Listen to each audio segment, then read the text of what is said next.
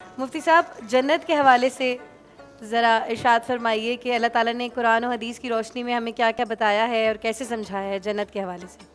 بسم اللہ الرحمن الرحیم۔ اللہ رب محمد صلی اللہ علیہ وسلم، نحن عباد محمد صلی اللہ علیہ وسلم، لی خمسۃ نطفی بہا حر الوباء الحاطمہ، المصطفیٰ والمرتضیٰ وابناہما والسیدہ۔ یہ دنیا کا بھی اصول ہے کہ اچھا کام کرنے پر انعامات سے نوازا جاتا ہے اور برے کام کی سزا ملتی ہے۔ انعام سے نوازنے کو جزا کہتے ہیں اور برے کام پر جو باز پرس کی جاتی ہے اس کو سزا کہتے ہیں۔ اللہ جل مجدہ الکریم نے انسان کو اپنی احسن تخلیق میں شامل فرمایا اور یہاں تک ارشاد فرمایا کہ انسان جو ہے یہ اشرف المخلوقات ہے، اور اللہ تعالیٰ نے پوری کائنات میں کم و بیش 18,000 عالم بنائے۔ ان 18,000 عالموں میں جتنا پیار، جتنا لاڈ اور جتنی محبت اللہ تعالیٰ نے انسان سے فرمائی کسی اور سے نہیں فرمائی۔ صحیح۔ بعض روایات میں یہ آتا ہے کہ نبی پاک صلی اللہ تعالیٰ علیہ وبارک وسلم سے پوچھا گیا کہ یا رسول اللہ، کیا آپ کے امتیوں میں سے اصحاب ایمان بھی جہنم میں جائیں گے؟ تو آپ علیہ السلام نے فرمایا کہ نہیں، اللہ کو اس بات سے حیا آتی ہے کہ انسان کی شکل میری شکل پر بنی ہے، جس طرح میری 2 آنکھیں ہیں، 2 کان ہیں، اس طرح تو اللہ تعالیٰ نے حدیث قدسی میں یہ ارشاد فرمایا کہ اے محبوب، چونکہ ان کی شکل، ان کا چہرہ تیرے چہرے کی طرح ہے تو مجھے اس بات سے حیا آتی ہے کہ میں انہیں عذاب دوں۔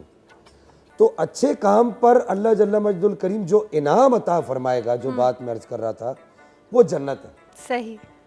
اور برے کام پر جو اللہ جل مجدہ الکریم کی طرف سے سزا دی جائے گی اس کو جہنم کہا جاتا ہے۔ صحیح۔ اور یہ پورا اللہ جل مجدہ الکریم کا ایک پری پلانڈ پورا ایک علاقہ ہے، اس کا منصوبہ سازی ہے۔ صحیح۔ اس نے پورا، اب منصوبہ سازی سے مراد یہ نہیں کہ وہ سوچتا رہا تو پھر اس نے بنایا، نہیں، ایسا نہیں ہے۔ اللہ جل مجدہ الکریم جس چیز کے بارے میں فرماتا ہے کن ہو جا تو وہ ہو جاتی ہے، اس کو سوچنے کی ضرورت نہیں پڑتی کسی چیز کے لیے۔ تو اللہ جل مجدہ الکریم نے قرآن مجید الفرقان الحمید میں ابتدائی میں آپ دیکھیے نا، سورہ فاتحہ پڑھیے تو سورہ فاتحہ کی ابتدا میں اللہ جل سبحانہ ارشاد فرماتا ہے کہ اہدنا الصراط المستقیم صراط الذین انعمت علیہم، کہ اے اللہ ان کا راستہ چلا جن پر تو نے انعام کیا۔ پھر سورہ نساء میں اللہ جل مجدہ الکریم نے ارشاد فرمایا کہ وَمَن یُطِعِ اللَّهَ وَالرَّسُولَ فَأُولَٰئِکَ مَعَ الَّذِینَ انعم اللہ علیہم من النبیین والصدیقین والشہداء والصالحین وحسن اولئک رفیقا۔ جن لوگوں نے اللہ اور اس کے رسول کی اطاعت کی، اللہ جل مجدہ الکریم ان کو انبیاء، صدیقین، شہداء اور صالحین کے ساتھ رکھے گا۔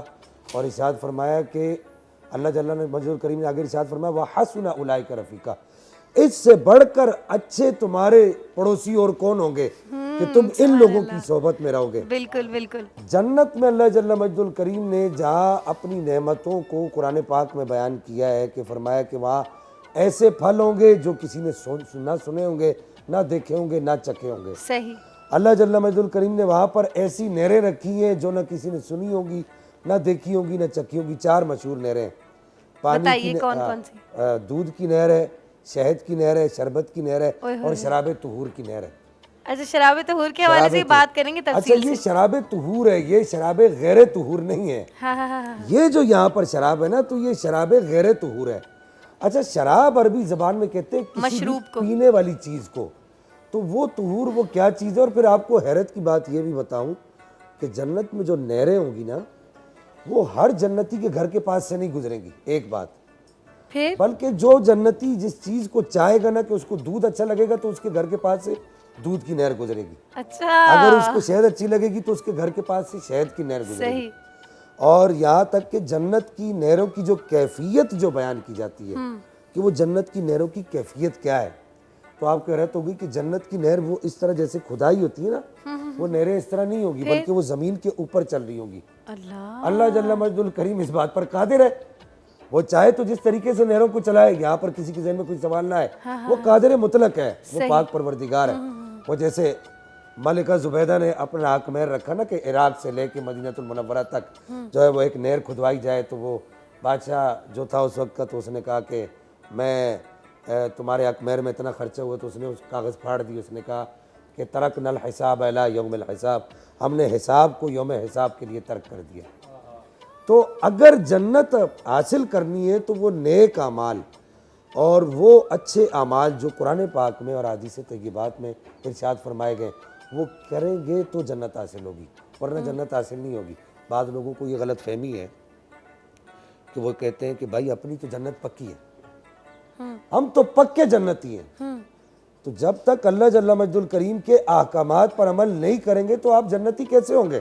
صحیح۔ دو چیزیں پورے قرآن میں آپ دیکھیں ارشاد فرمائی گئی ہیں، وَبَشِّرِ الَّذِينَ آمَنُوا وَعَمِلُوا الصَّالِحَاتِ، کہ ایمان کے ساتھ عمل صالح کو بھی شرط قرار دیا گیا ہے۔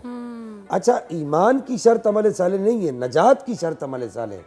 ایمان صرف اتنا ہی ہے کہ وَبَشِّرِ الَّذِينَ آمَنُوا لا الہ الا اللہ محمد الرسول اللہ صلی اللہ تعالیٰ علیہ وسلم، یہ پڑھ لیا تو ایمان ہو جائے گا، اقرار باللسان و تصدیق بالقلب۔